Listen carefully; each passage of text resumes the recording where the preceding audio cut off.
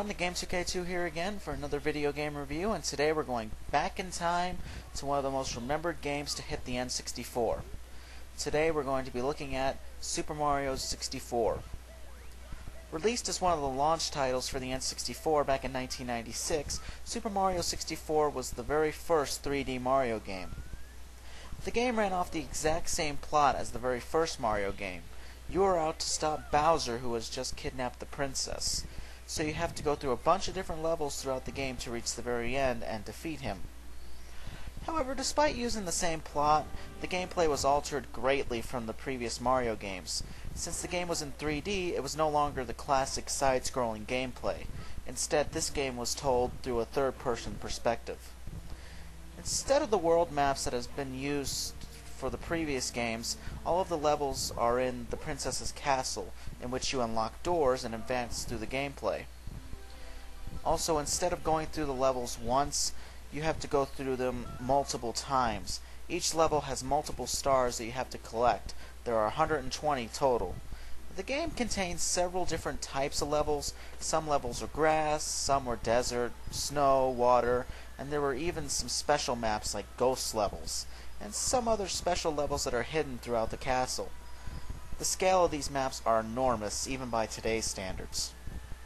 Collecting the stars depended on you completing certain challenges. For instance, the maps would have 8 red coins, and when you collected them, you received a star. If you collected 100 coins, you received a star. However, all the maps had a couple of challenges to get a couple of the rings. For example, you might have to race a certain character and win to get a ring, or you might have to go to a hidden box which a ring might be in. In the very first water level, the ring is actually hidden under one of the monsters underwater, which is pretty cool. One of the other changes made was that there were no set time limits in the game. You were free to explore the levels, which was a great idea. However, there are certain missions throughout the game that you do have to get done within a certain amount of time. For instance, racing certain characters obviously requires you to get done within a certain amount of time.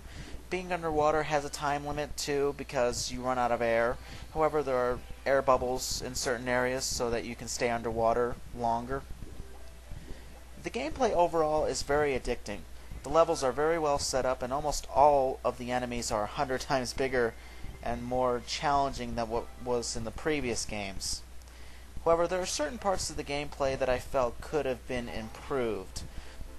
One of the biggest problems I had with Super Mario 64 was when you collected one of the stars, 99% of the time, after you collected it, it would take you back to the castle and you would have to re-enter the level and start over again to get the next one.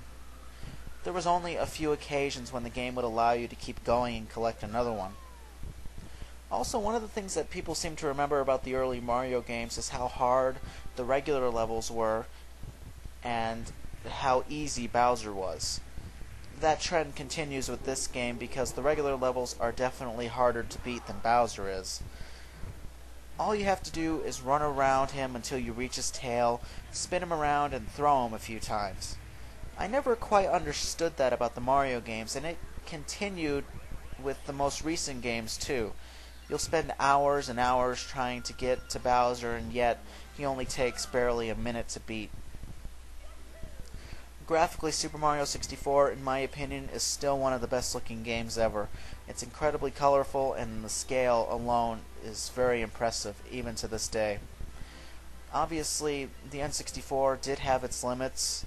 The characters and the castle were 3D, but the trees and some of the smaller things were flat. But overall, those flaws don't hurt the look of the game at all. The controls for the N64 worked beautifully for Super Mario 64. There was only one small issue with the controls that I had, and that was with the C buttons, which controlled the camera. Usually the camera was fine, but there were a couple levels throughout the game where you had to screw around with it a couple times, and it does get a little annoying. Overall, Super Mario 64 is easily one of the best video games ever made. It's a beautiful looking game with an addicting gameplay, and it's just as fun now as it was then. Well everyone, that's it for now. Thank you for watching. I hope you enjoyed it, and I'll see you next time.